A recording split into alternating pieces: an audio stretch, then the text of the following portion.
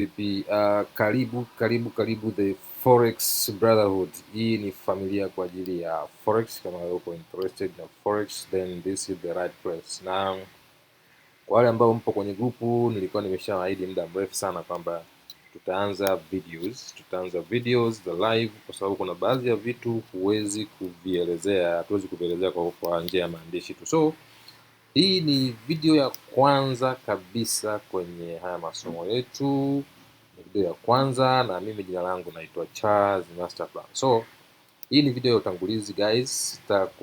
Sitakwambia jinsi ya kumake money today, because hii ni video ya beginner kabisa. So kama unatarajia kuona jinsi ya kutengeneza pesa leo, then you're wrong, sababu this is the beginner guide. Okay, so tutaanza kuangalia kwanza forex ni nini right here. Okay, tutaangalia forex ni nini, and then tutaangalia unanunua nini. Unajua unapokuja kwenye forex, maana yake hii ni biashara, this is business. Kuna kitu ambacho unakuwa unanunua na kuna kitu ambacho unakuwa unauza. Ukiuza unapokea nini, na ukinunua unakuwa unatoa nini. Tutaangalia yote hayo, lakini pia tutaangalia sehemu ya pili ambayo ni broker ni nani. Kuna mtu anaitwa broker humu. Katika hii video nitagusia broker mmoja tu ambaye ni huyu hapa Exness, ambaye mimi ndo namtumia. Actually mabroker wako wengi. Utafanya research yako mwenyewe kuangalia ni yupi ambaye atakufaa zaidi. For me, kama unataka kwenda sawa na mimi, tutatumia wote Exness, na actually nitakuwekea linki ya broker ambaye mimi namtumia hapa chini. So kama utakuwa interested kutumia Exness, and then here we go. And then baada ya kuangalia broker ni nini, tutaangalia demo account vs real account. So kwenye forex unapokuwa unaanza guys, hauwezi kujump in moja kwa moja kwenye real account. You have to start with a demo account. And why you start with a demo account is because in demo account hautaweza kuingia zile hasara za ukweli, kwa sababu kwenye real account it means manake unakuwa unaweka pesa zako za ukweli, Tanzania shillings, dollar, whatever the case. Lakini kwenye demo account ni kwamba unakuwa unatumia pesa ambayo tunaita ni virtual money au paper money. Lakini each and everything you do in demo account ni the same kwenye real account. Sio ukafikiri kwamba demo account ni different na real account. Everything strategies na vitu vingine vyote ni sawa.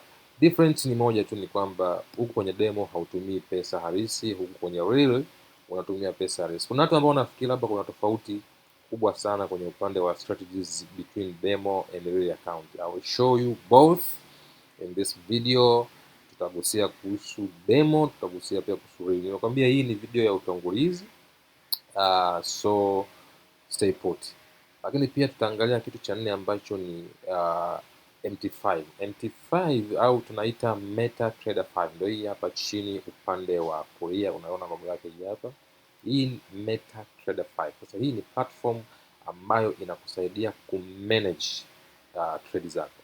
So unapotaka kutrade, unapoingia kwenye MetaTrader 5, maana yake MetaTrader 5 inakusaidia kumanage trade zako. So zipo platforms nyingi ambazo unaweza ukawa unazitumia ku manage trade. For example, mimi natumia Exness mara nyingi, na kwenye hii video nitakuonyesha jinsi ya ku manage trade kupitia MetaTrader na kupitia kwenye Exness kama ambavyo mimi nafanya. Na kitu cha mwisho kwenye hii video leo tutaangalia about TradingView platform. So hapa nimekutajia vitu vitatu ambavyo unatakiwa upay attention. Kuna broker, sawa broker ni nani? Alafu kuna platform hii ambayo ni MT5 ambayo nimekwambia. Pia tutaangalia kwenye Exness, pia wana platform kama hii ambayo inaweza kukusaidia wewe ku manage trades zako. Sasa TradingView ni hii hapa katikati tunaiona. Hii ni platform ambayo inakusaidia kufanya analysis, kwa sababu unapoingia kwenye FX, kitu pekee ambacho kitakufanya utengeneze pesa nzuri ni uwezo wako wa kufanya analysis nzuri. So unaweza kufanya analysis kwenye MT5, unaweza kufanya analysis kwenye Exness, na mabroker wengi nafikiri sasa hivi wameweka hii huduma ya technical analysis and fundamental analysis kwenye platform zao, lakini by far TradingView ni the best of all. So tutaingia kwenye trading view, pia tutaangalia how it works in general, kwa sababu kwenye video za mbele huko tutaingia sasa in deep kwenye kila platform hii ili uweze kuelewa. Tutaingia deep kwenye Exness, tutaingia deep kwenye trading view, na tutaingia deep kwenye MetaTrader kabla hatujaingia kwenye actual trading, kwa sababu lazima kabla ya kuanza kutrade lazima uelewe kuhusu hivi vitu vitatu. Ni muhimu sana, kwa sababu huwezi kutrade kama hauna platform ya kutradia kama MetaTrader au Exness. Lakini pia ni vizuri kuelewa about TradingView, kwa sababu TradingView by far ndio platform ambayo is the leading platform in the world kwa kufanyia analysis, like fundamental analysis and technical analysis. Okay, so hayo tutakuja mbele. For now nataka tuje tuanze na hii sehemu ya kwanza, kwamba forex ni nini na inafanyaje kazi, ili uweze kuelewa ni kwa jinsi gani forex inafanya kazi au watu wanapataje faida kwenye forex, hela inaingiaje na vitu kama hivyo. Nimekuandalia hii chart ili iwe rahisi. Kwenye forex kuna vitu viwili, kuna currencies ambazo ndio kama hizi ambazo nimekuwekea hapa: US dollar, euro, Japanese yen, hii ni pesa ya Japani, pamoja na Great British Pound, hii ni pesa ya Britain. Okay, lakini upande wa pili hapa nimekuwekea pairs. Sasa kwenye forex tuna trade kwa pairs. Hauwezi kutrade US dollar kwa US dollar, au huwezi kutrade euro kwa euro, au huwezi kutrade Japanese yen kwa Japanese yen. So ili uweze kutrade ni lazima uwe na currency mbili tofauti ambazo zina oppose each other, zinapingana. Okay, kwa mfano hapa tupo kwenye hii ni chart ya, kama unavyoona hapa juu ni British Pound US dollar. Okay, so hapa tupo kwenye chart ya British Pound na US dollar. So nimekuwekea hii chart hapa, hii jedwali ili uweze kuelewa zaidi.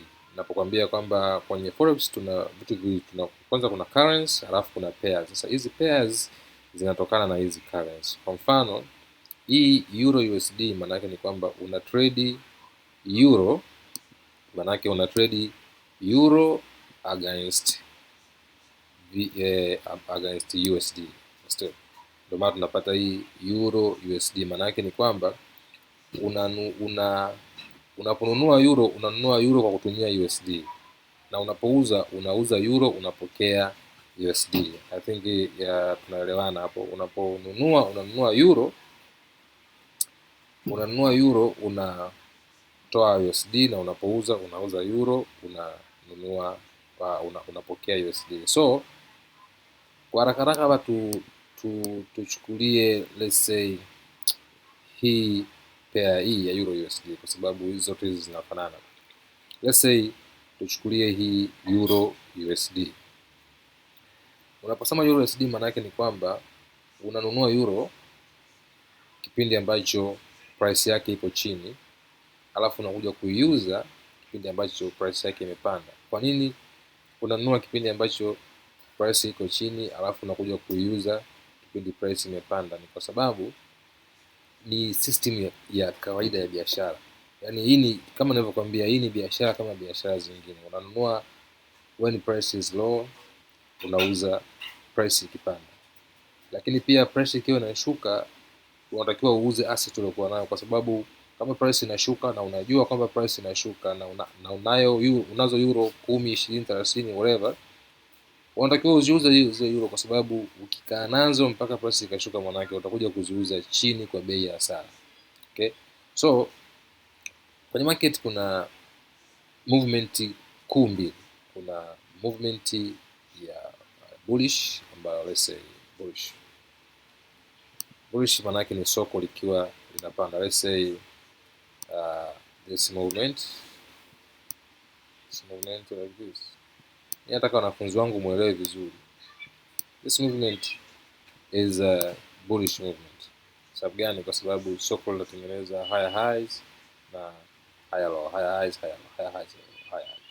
So this is a bullish movement. Movement ya pili ambayo tunaweza tukaianticipate sana humu ni bearish movement, ambayo price inakuwa inashuka chini.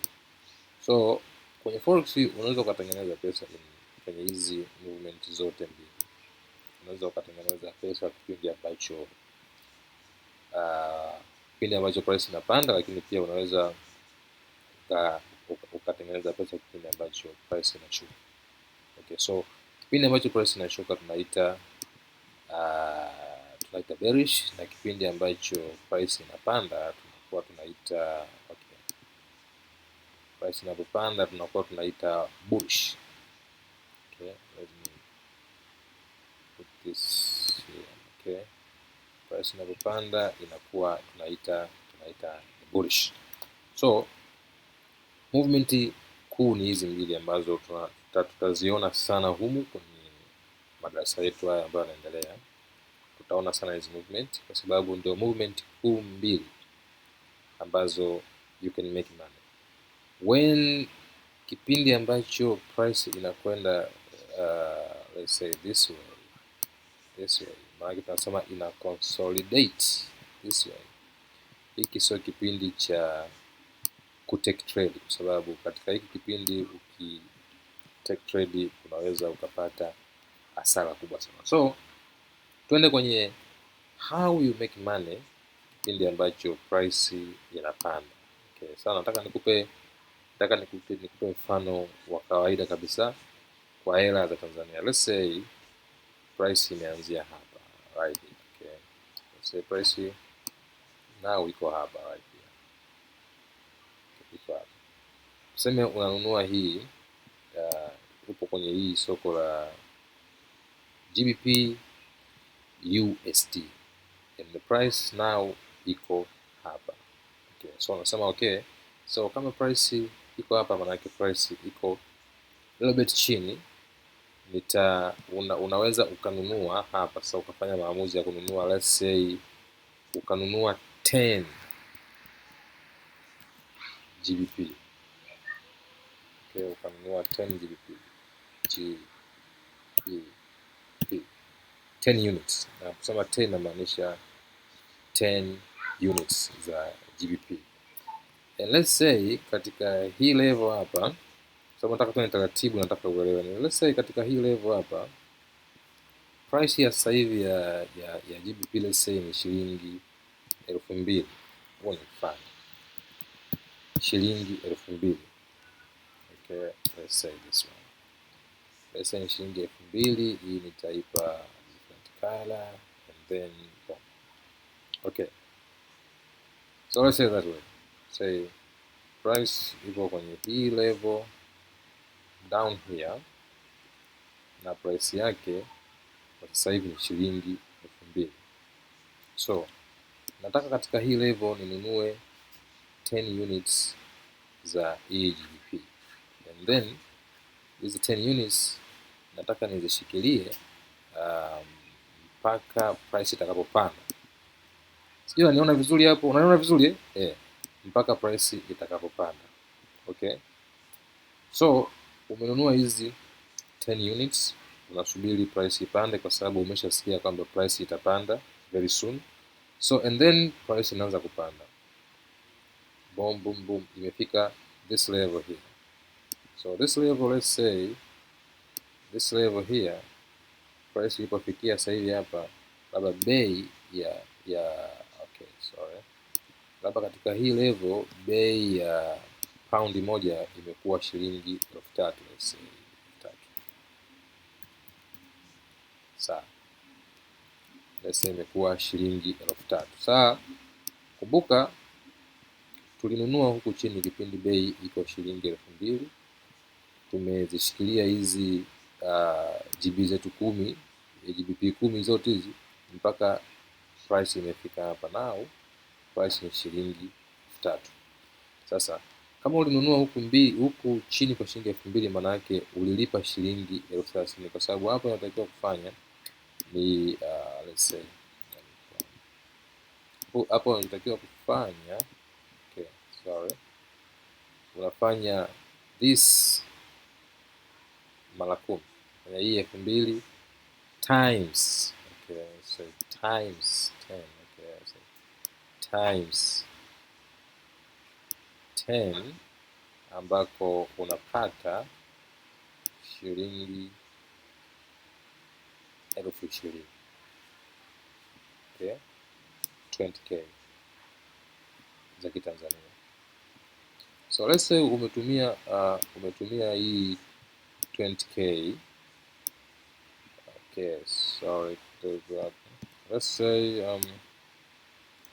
umetumia hii 20k kubuy 10 units za GBP, and then umesubiri mpaka price imepanda mpaka imefika shilingi 3,000, and then umeziuza hizi 10 units. Maana yake ukiziuza hapa hautapata tena 20k, maana yake itakuwa ni 10 times hii, maana yake utapata sawa sawa na 30k. Ukija kuziuza hapa unakuja kupata 30k, okay, 30k. Hizi ni shilingi 30,000 za Kitanzania.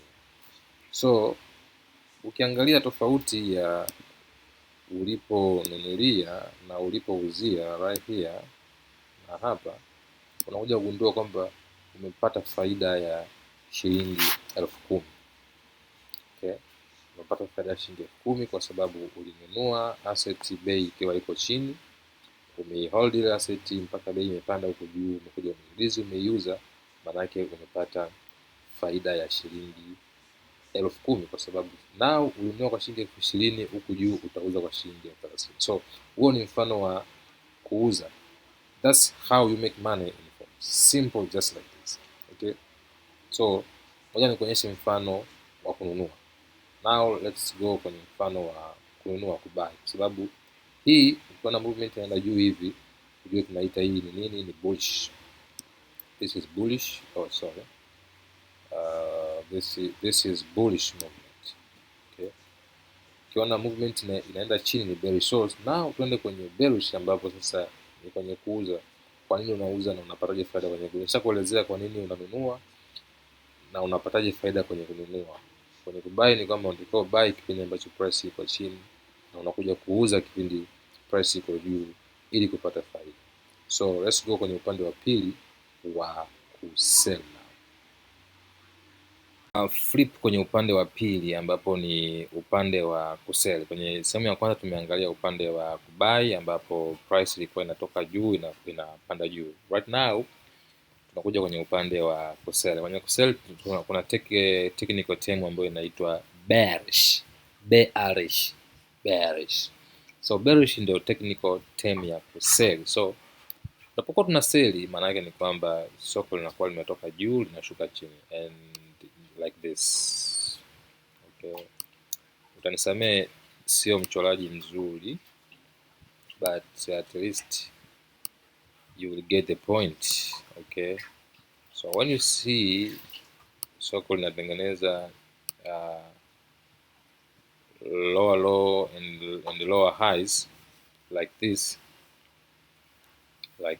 you know kwamba hii ni bearish movement, maana yake soko lina sell, utakiwi ku buy at this moment. At this moment unatakiwa ku sell. So nataka tuchukulie huu mfano sasa wa kusell kwa hii nanili ambayo iko hapa. Let's say inaanzia hapa. So let's say umeshafanya analysis zako ambazo umezifanya, umegundua kwamba price ita drop within a short period of time, maybe few hours, maybe 1 hour. So ndo maana nimekwambia technical analysis ni muhimu sana, kwa sababu technical analysis pamoja na fundamental analysis ndo zinakupa signal kwamba hey, price is going up or price is going down. So tutafika huko kwenye madarasa yanayofuata, but for now to focus hapa kwenye kuangalia how you make money wakati soko linaenda chini. So let's say tayari una hizi tayari una hizi 10 units of GBP zenye thamani ya shilingi 30,000, manake 3,000 mara 10 ni 30, this 30k yeah. So umeshajua kwamba within a few moment, few hours, few minutes, so in few days price itashuka. So kama unajua price itashuka na unazo hizi units hapa, why uendelee kuzishikilia? Maanake ni kwamba usipoziuza zikiwa hapa, utakuja kuwa forced kuziuza price ikifika huku chini, which is maana yake ni kwamba utaziuza kwa bei ya hasara. Maanake ikishafika huku price inaweza ikawa 2,000 au ikawa hata chini ya hapa. So wise businessman anachofanya, akiona ana hizi asset ziko hapa na tayari amesha anticipate kwamba soko linakwenda price ya hiyo asset inakwenda kushuka, ni busara kuziuza mapema. Na kwa nini unaziuza mapema? Unaziuza mapema kipindi ambacho price bado iko juu, and then unakuja kuzinunua tena price ikishafika huku chini. Maana ni kwamba unapata tena faida, kwa sababu utakuwa umeuza asset zako kipindi ambacho price iko very high, and then umewait mpaka price ime drop, and then unakuja unanunua tena kwa bei ya chini. So that's how it's done. Lakini kama unaona price ya asset inashuka, wewe una asset yako umeendelea kuing'ang'ania, maana yake ni kwamba itafikia muda utakuja kuiuza kwa bei ya hasara. So this way ndio namna nyepesi na ya haraka naweza nikakuelezea about how you make money selling. So let's say umeuza hapa for 30k, and then unakuja unanunua tena zile 10 GBP for 20k, manake unakuwa umetengeneza faida ya 10k again. Alright, so hii mifano kuielewa vizuri, tutaingia kwenye live charts kwenda kuangalia vizuri kwamba, sababu hapa nimekuchorea, lakini tukiingia kwenye charts unaweza ukaona zile candlesticks how zinakuwa formed kipindi ambacho soko lina sell na how zinakuwa formed kipindi ambacho soko lina buy. Lakini pia sio tu kubuy kwa sababu umeona soko linakwenda juu linakwenda chini, lazima kuna kitu kinaitwa confirmation. Lazima uconfirm entry signal. Bila kuconfirm entry signal, do not interpret. That's how we do. So kwa sababu you are the beginner, ndio maana nimekuanzia huku, so be patient. This is a very very very long journey, okay? So from here sasa twende kwenye kipengele kinachofuata ambacho ni sehemu ya 3. Tunakuja kuangalia broker ni nani, kwa sababu tumeshangalia sehemu ya kwanza forex ni nini, anafanyaje kazi. Tumeangalia pia unanunua nini, tumesema unanunua currencies, maybe US dollar versus euro, or GBP versus euro, or euro versus US dollar, understand? So now tunakuja tunazidi kuingia deep, tunakwenda kuangalia broker ni nani, okay? Broker ni nani? So kwa kifupi sana nikuelezee tu kwamba broker ni mtu ambaye anakusaidia sasa wewe kuingia kwenye uwanja wa kufanya biashara. Tuseme kama broker kama vile ni dalali ambaye let's say unataka kwenda kufanya biashara labda Dubai, lakini wewe hujui kule bei za frame ni shilingi ngapi, hujui gharama zao zikoje, process zao zikoje, masuala ya vibali na vitu kama hivyo. So unahitaji broker ambaye ni mwenyeji wa kule Dubai, ambaye atakusaidia hizo process zote. Wewe unachofanya unalipia tu. So kwenye forex pia kuna brokers, kwa sababu wewe huwezi kuwa na mifumo ya kuweza kuingia ku trade currencies. Hii ni mifumo ya watu, imetengenezwa kwa miaka mingi, ni mifumo ya kidunia. So who are you? So huwezi kuingia wewe kama wewe, ni lazima upate msaada wa broker. So broker ambaye utamtumia ndio ambaye kwenda kule kwenye stock market, kupeleka taarifa zako, kuset your accounts and everything. Unachokifanya una set account na broker and then the broker anafanya the rest. So hata utakapoanza kutrade, maana yake ni kwamba pesa yako utakuwa unaweka kwenye ile account ambayo umeifungua na broker, and then broker ndo anaichukua ile pesa yako anakwenda kuingiza kwenye mzunguko wa stock market. So kama ukipata faida utapata faida yako, na ukipata hasara utaipata habari yako. So that's how broker does. Na kwa mabroker, kuna mabroker wa aina wako mabroker wengi sana, wako mabroker zaidi mamia ya mabroker nafikiri hapo until now. Brokers wako wengi, lakini unatakiwa uchague broker ambaye wewe unaweza yani una urafiki naye yani. So ninaposema urafiki haimaanishi kwamba urafiki mnafahamiana, lakini mfumo wake na ubongo wako na akili yako na ufahamu wako na utashi wako vinaendana, vipo kwenye alignment. Hicho ninachokimaanisha. Haimaanishi kwamba mpaka wewe unamfahamu una namba yake ya simu, no. So for me, kwa miaka nimekuwa nikitumia Exness, na nimeona Exness is good broker, ni broker mzuri. So I will encourage you, kama bado hujui chochote kuhusu brokers, utatumia broker ambaye mimi namtumia ambaye ni Exness, na nitakuwekea linki ya kufungua account na hiyo broker hapa chini ya hii video. Okay, so right now tukaangalie broker, tukamwangalie Exness kama broker, and then baada ya hapo tutaangalia demo account ni nini na real account ni nini. Tutakuwa tumebakisha sehemu mbili ambazo tutaangalia MetaTrader 5 pamoja na TradingView zinafanya nini kwenye forex. Okay, so for now let's go tukamwangalie Exness. Na Exness ni simple sana, haihitaji vitu vingi sana, ni dakika zako tu 3, 4, 5 unakuwa umeshafungua account na Exness, kwa sababu kila kitu kinajieleza, everything ipo very very intuitive.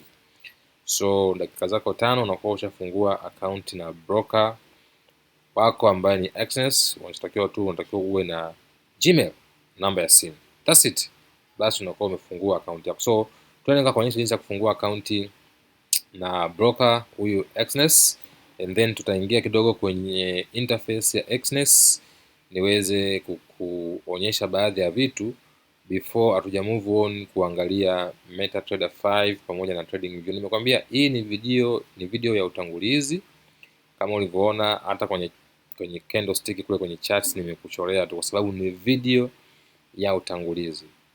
Maana yake kuna video nyingi baada ya hii zinakuja sasa ambazo zinaingia in depth kwenye haya masomo.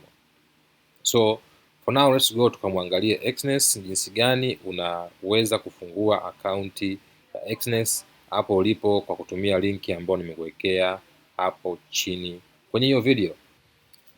Okay, so now tunaingia kwenye kuiangalia Exness, na kama nilivyokuambia Exness ni open source. So kwa mfano kama mimi hapa nipo kwenye Google, so utakuja kwenye, lakini kwa wewe utatumia linki ambayo nimekuwekea hapo chini kwenye description. Okay, tumia hiyo linki ambayo nimekuwekea description, kwa sababu Exness, kuna Exness US, kuna Exness Philippines, kuna Exness sijui wapi. Kwa hiyo usipokuwa makini unaweza kujikuta umefungua Exness US ambapo haina some features ambazo zinaweza kusaidia kwa hapa kwetu Tanzania. Okay, so kuna link nimekuwekea hapo, lakini if you want to try to yourself, you can just go to Google and write Exness like this, simple. So Exness hapa juu utai click, and then ikifunguka you can see here, hii ni sponsored ad from exness.com, from exness.com. Unaweza ukaingia hata hapa kwenye hii. Okay, so right here sasa, hii ndio sehemu ambayo utakuja utafungua akaunti na broker anaitwa Exness. So right here unaona hapa kuna register and kuna sign in. Okay, kuna register and kuna, so kwa wale ambao tayari wana akaunti, ni moja kwa moja tu wataingia hapa kwenye sign in, wata sign in and then wataendelea na shughuli zao. Lakini kwa wale ambao hawana account, basi utakuja hapa utaregister. Ukiklik neno hapo register, kama nilivyokuambia, it is very simple. Kila kitu ni intuitive, haihitaji kuwa na elimu kubwa sana kufanya hivi vitu. So ukisha click register, kila kitu watakuwa wanakuelekeza nini cha kufanya. Unaingia, unaingiza information zako, kama hapa wanakuambia create an account. So utaweka your best email here, pia utaweka na password. Kwenye kuweka password, zingatia hizi key ambazo wamekuwekea huku chini, kwa sababu hizi kama kuna character moja hapo imekosekana, kwa maana hiyo password yako itakuwa invalid. So you need to make sure kwamba unaweka password ambayo inakidhi hivi vigezo, right? So and then after that utakuja click neno register, na hapo utakuwa tayari umekwisha register na akaunti yako ya Exness. So nilikwambia ni very easy na ni very simple, lakini kwa ushauri wangu na kushauri utumie linki ambayo iko hapo chini, ili usije ukafungua akaunti tofauti na akaunti ambayo ulikuwa unahitaji kwa hapo. Okay, so for me I have account and I can come here and click click hapa sign in. So naweza ku sign in kwa email yangu and I will sign in here. So niweze nikuonyesha hii password hapa, kwa kweli nitaificha kwa sababu I don't want you to see my password. So let me fill in my password here and then tutaendelea. Okay, so nita confirm kuangalia kama nimeiandika sawa sawa and then okay, nita sign in. Alright, so anakwambia save password, nitasema not now but I remember it. So that is guys, tumeshamaliza. Tumeshafungua you want to allow access. So tumesha tengeneza akaunti ya Exness ambaye ndio broker ambaye utamtumia kwa ajili ya kufanya trade zako. Simple and clear, just like this. Kama ulivyoona hapo, hatujatumia hata dakika 10 hazijafika. So ukishaingia unakutana na hii interface, ambapo hapa katikati utakutana neno my account. So hapa ndipo nilipokuambia kuna real account and then kuna demo account. So kwa sababu hii account ni mpya, nimekuja kuonyesha wewe, that's why you see kuna real account na kuna demo account. So ndakuonyesha jinsi ya kuset hizi account zote moja badala ya nyingine. So don't worry, be patient. Kuna video ipo yenye ambayo ni dakika zaidi ya 20 ambayo inaelezea Exness pekee. Vitu vyote ambavyo viko humu vimeelezewa kwenye hiyo video ambayo itapostiwa very soon as well, lakini kwa hapa nitakupitisha kwenye vipengele vichache ambavyo unaweza kuwa na maswali. For example, ukiangalia huku upande wa kushoto huku juu kuna my account, ambao ndio hii sehemu ambayo tuko hapa. Okay, hii sehemu za performance for now achana nazo. History of order for now haina haja sana kwa sababu una order yoyote. And then kuna sehemu ya Exness terminal, tutagusia hapa kwenye Exness terminal. Nilikwambia Exness wana kitu kama MetaTrader 5, wana platform ambayo inakusaidia kutrade, kufanya analysis and everything. So we'll come to that. And then hapa kuna payments and wallets, and then kuna deposit, kuna withdraw, kuna transaction history, kuna crypto wallet, analytics. Okay, so sehemu za muhimu hapa, kwanza kushafika hapa kuna hapa kwenye sehemu ambayo imeandikwa deposit, and then na kuna sehemu hii imeandikwa withdraw. Lakini kabla ya kuja kwenye hivi vitu vyote hivi, ngoja nikupeleke kwenye hii sehemu ambayo imeandikwa open account.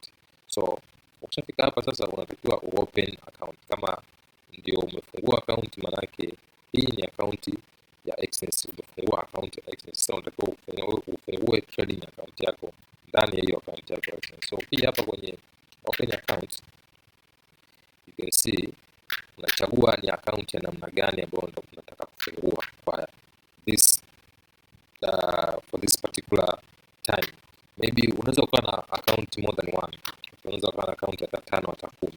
So unapofungua account, kuna standard ambayo yenyewe unaanzia $10 minimum deposit. Okay, 0.2 spread ni 0.2 pips. Hivi vitu vingine utakuja kuvielewa tukiingia ndani, kwa sababu always tutarudi every now and then mpaka uelewe. So hii ni account ya kwanza ambayo unaweza kufungua. Account ya pili ni Standard Cent ambayo na yenyewe pia inaanzia $10.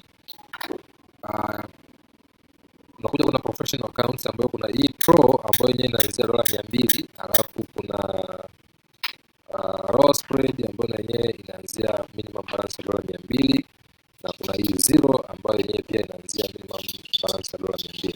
So kama unavyoona, the more minimum balance inakuwa kubwa, ndio the more spread zinakuwa zinapungua. Kwa mfano kama hizi mbili zote spread ni 0 pips, manake tutafika huku kwenye masuala ya spreads na nini tutakapokuwa tunaingia deep. For now na point jinsi ya kuandaa hiyo account yako ambayo utakuwa unaitumia kutrade. Alright, so ukishafika hapa, for example mimi nitachagua hii standard and then click continue right here.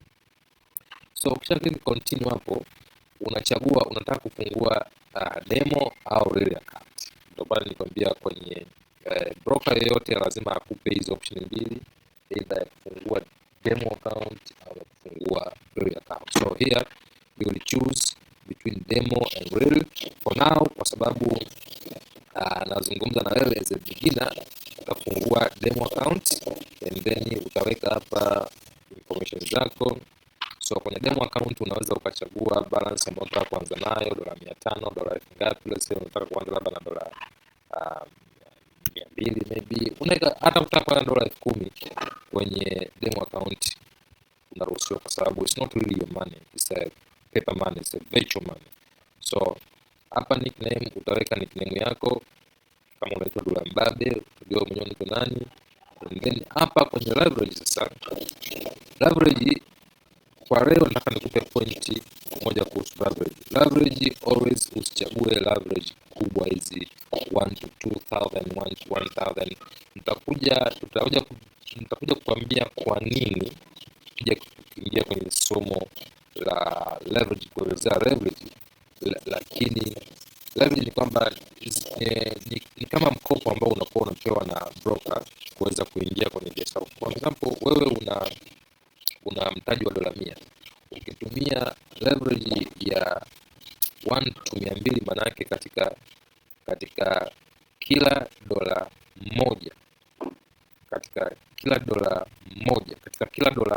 moja una uwezo wa kucontrol trade yenye thamani ya dola 200.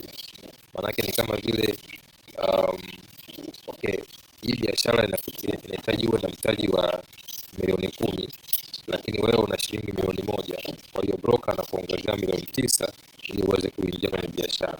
Lakini sasa zile pesa sio kwamba umepewa, ni pesa ambazo unazitumia kwenye biashara, lakini unatakiwa uzirudishe.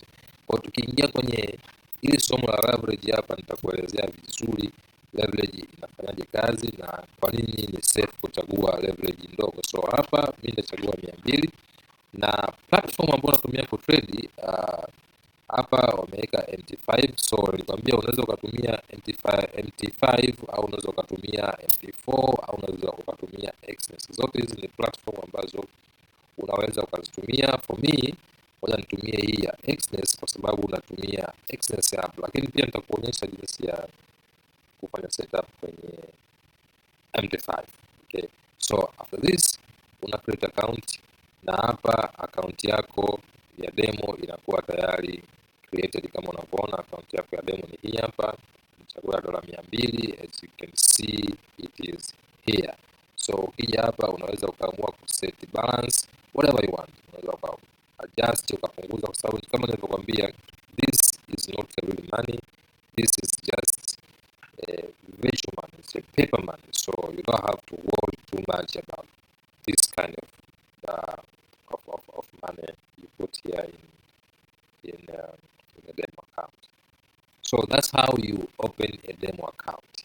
So when it comes to real account, you can also open real account, lakini nitafanya video kwa ajili ya account separately kwa sababu sitaki kuchanganya, although process is just like the same, lakini nafikiri ni vizuri kama nikifanya hiyo video in separate way ili usije ukachanganyikiwa. Okay, so hiyo ndio tofauti kati ya real account na demo account. Maana real account you put there your real money, unaweka pesa ya kweli na trade, lakini kwenye upande wa demo account you don't do that, unatumia virtual money.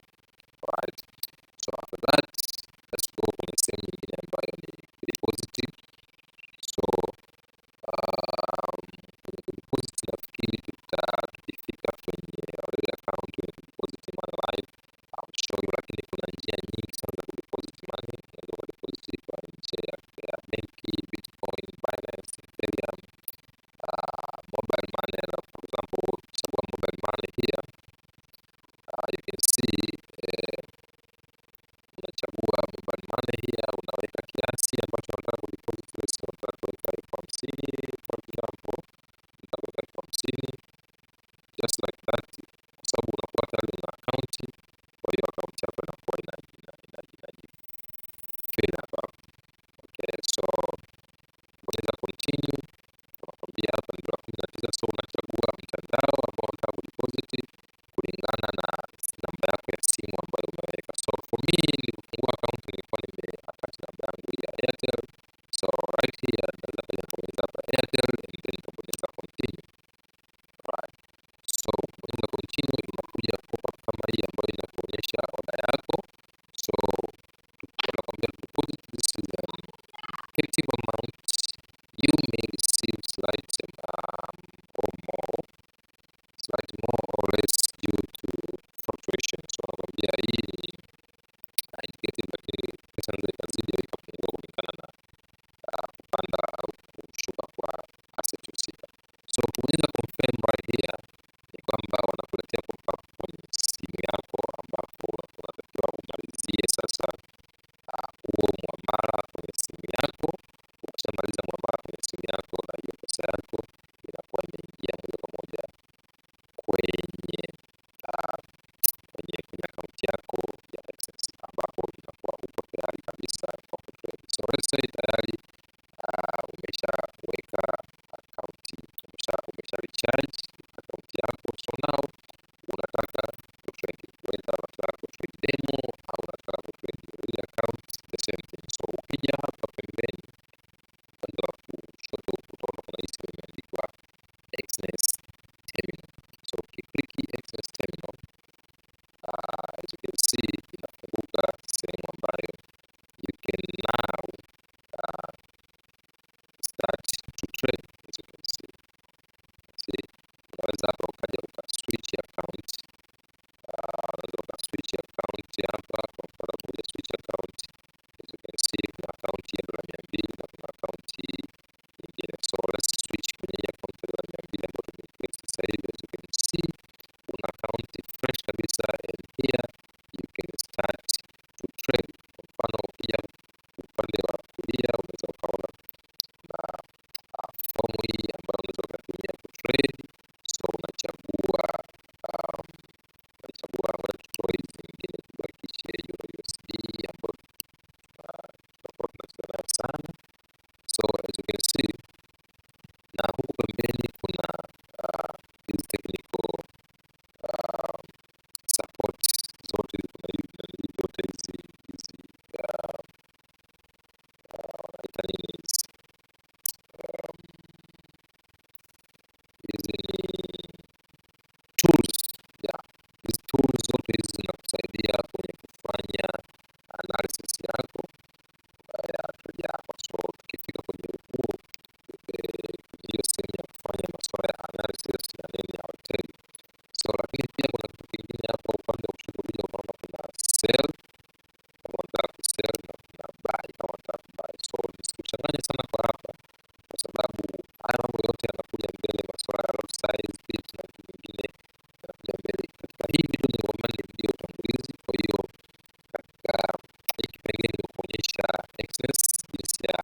create account ya Exness demo au real account, it doesn't matter. Okay, this is how you create your broker Exness account. So ukitaka kutumia broker wa Exness, kuna link nimekuwekea hapo chini kwenye description. Ukiklik hiyo link itakuwa easy kwako kuweza kufungua account. So baada tumeshaangalia nini maana ya demo account, tumeshaangalia kuhusu broker, tumeshaangalia nini maana ya demo and real account. Now let's jump kwenye sehemu ya mwisho ili video isiwe ndefu, ambapo tunakwenda kuangalia now about MetaTrader 5 pamoja na TradingView. So let's go to the next chapter. Tuendelee na sehemu ya mwisho kabisa ya hii video ya utangulizi ambayo ni TradingView platform. I'm so sorry kwa kipengele kilichopita kutokana na sehemu ya mwisho hapa kidogo sauti imekuwa mushkil kidogo, lakini I hope this will be good. So TradingView ndiyo platform ambayo tunaitumia au utaitumia kufanya analysis za trade zako. So ni platform muhimu sana sana sana, inatumika na mamilioni ya watu dunia nzima. All over the world they use TradingView. Okay, it's not only me. Everybody uses TradingView. So for this matter, kuipata TradingView ni simple and free. Utakuja tu kwenye Google yako, utaandika tu TradingView just like this, utaiona imekuja right there, utaiclick and then ukishaiclick you will see TradingView social network, TradingView, but this you see hii ni website yao www.tradingview.com. You can click just here and simple like that, TradingView it open. Okay, so kama ulikuwa tayari una akaunti, ukiklik hiyo link manake itakupeleka moja kwa moja kwenye akaunti yako. I think mimi imeleta moja kwa moja kwenye akaunti yangu kwa sababu tayari na account, but kufungua account ya TradingView ni simple kuliko hata kufungua account ambayo nimekuonyesha ya Exness, kwa sababu TradingView actually 1 minute you're done. Okay, so right here you can see moja bado ina load kidogo. Okay, right here ukiklik hapa you can see your account. This is my account, Masterplan Charles, and you can see all the things. If I want, I can sign out if I want. Okay, so this is TradingView. Na labda nikupitishe haraka kwenye TradingView. Ukija huko upande wa kulia utaona kuna hizi watu tunaita instruments ambazo ndio unazitumia kutrade. For example, kuna indices, I don't deal with this shit. Kuna stocks, ni Tesla kwa mfano, kama hii ni Tesla I think. Hii ni Netflix na hii ni Apple. Hizi ni stocks, ziko nyingi lakini wamechagua tu ambazo ni the best. Lakini pia you can trade futures, for example CFDs. Unaweza ukatrade silver, lakini pia unaweza ukatrade gold. Lakini sisi tuko kwenye sehemu hii hapa ya forex ambayo tuna trade currency. As you can see, kuna US dollar, US dollar versus Japanese yen, kuna British pound versus US dollar, and then kuna euro versus US dollar. So unachagua, na huku chini kuna crypto. So TradingView hata kama una trade kwenye crypto bado still ni rafiki sana. So for example sisi tutachagua hii euro USD. As you can see, ukiklik euro USD inatakiwa ifunguke upande wa, ukiklik hapa instrument inatakiwa on the left side ifunguke ile chart ya hiyo instrument husika. So for example sisi tumefungua euro dollar, as you can see euro dollar ndio hii. So now ukija hapa ili uweze kupata full ili uweze kunufaika na TradingView unatakiwa uje hapa kwenye full chart. So you click here full chart. So click full chart here, that's where unaanza analysis yako right here. So katika in this place here ndio sehemu ambayo tutakuwa tunaitumia most of time right here. Yaani hii ni sehemu ambayo tutaitumia mara nyingi sana sana sana sana sana sana, kwa sababu hii ndio sehemu ambayo ina set all your trades. Okay, usipokuwa familiar with this place, usipokuwa familiar na TradingView, it means trade zako zinaweza zikawa kidogo mushkeli again. So tutaingia deep kwenye TradingView tukija kuanza kufanya analysis, lakini kwa leo, kwa sababu ni video utangulizi, nitakuonyesha tu baadhi ya vitu. So upande wa hapa katikati, eneo unaloona, you can see kuna hii sehemu ambayo unaziona charts, and these charts you can do whatever you want. You see, unaweza ukazi minimize, unaweza ukazi expand, unaweza ukazi unaweza ukazi shrink like this to see more views. So we will come to this when tukishafika, lakini kwa sababu hii ni utangulizi, so just stay put. Okay, so turudi huku upande wa kulia, you can see hapa chini inakuonyesha instrument ambayo unaitrade this time, lakini pia inakuonyesha platform ambayo unatradia. Mfano kama hapa tuko kwenye Flash.com, you see hapa chini inakwambia bei ambayo sasa hivi currently ipo, lakini pia inakuonyesha for today imeshuka au imepanda kwa asilimia ngapi, as you can see.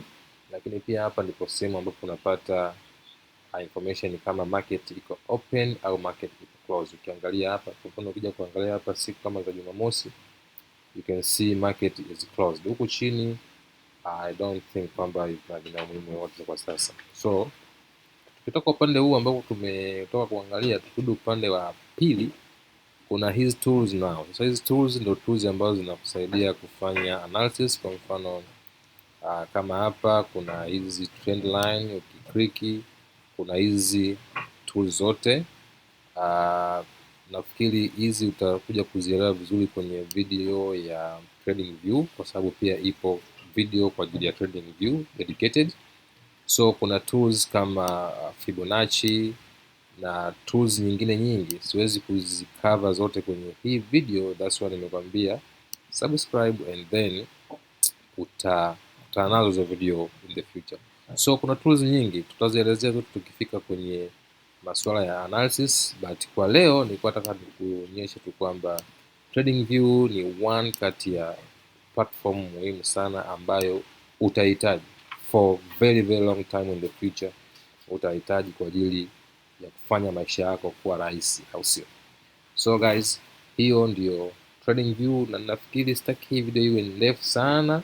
Nafikiri in the few next days nitaachia video kuhusu TradingView, so make sure kwamba umesubscribe ili usiwe wa mwisho kupata update kila tunapokuwa tuna upload video mpya. Alright, my name is Charles Master Plan. Tukutane kwenye video inayofuata sasa, ambapo tunakwenda kuingia sasa ndani kwenye TradingView, tunakwenda kuingia ndani kwenye Exness, tunakwenda kuingia ndani kwenye MetaTrader 5. Let's make this money guys, this 2026. Let's go.